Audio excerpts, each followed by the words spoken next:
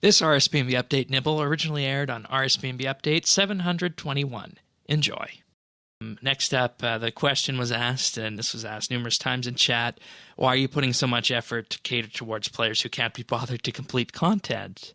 And the answer, of course, this one is that content needs to work for different players, and there's more of them. And the design is aimed at bringing comp towards a bigger audience of players, and effort is ultimately being put towards players who do want to do more content but wouldn't be able to previously.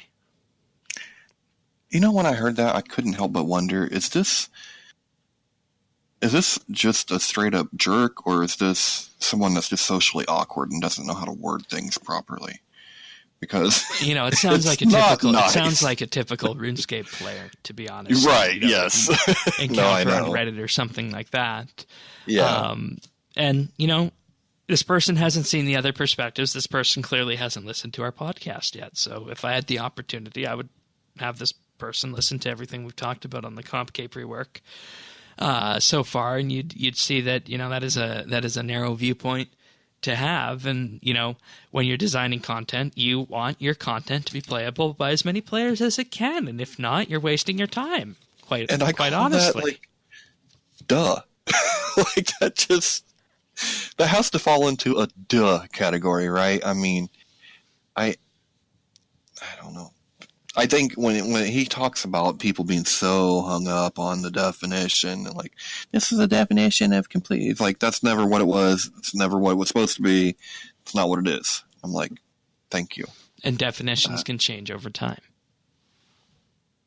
Yeah, I mean, what is the meaning of is? That's right. A throwback there, Shane. Yeah. And this is where the stream, of course, gets interesting. There are multiple perspectives on any part of the CompCape, not necessarily just combat. And one of the ones that comes up often is, what is the legitimate way of getting 99 rune crafting? Before RuneSpan, if you got it before RuneSpan, you would have never have done the RuneSpan grind, thus really haven't done all of RuneScape and all of rune crafting.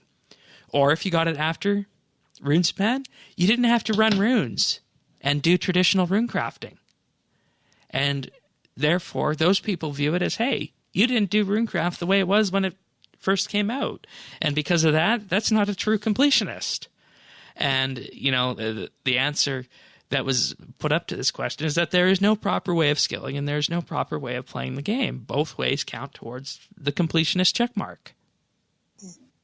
I love that answer. I loved that little, just that answer, because that's how I feel too.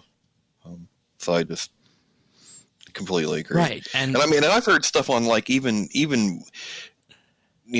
other people on the show, like, well, you didn't runecraft back in the day, I mean, you're right, but then again, I never thought of turning it around, like, yeah, but you never did the RuneSpan grind.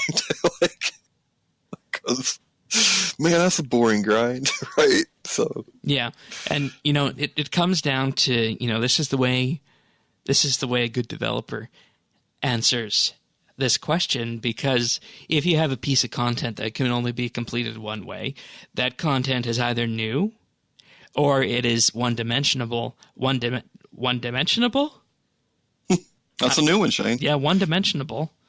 Years after release, and if it's still one-dimensionable after years of release, it's probably not a good piece of content.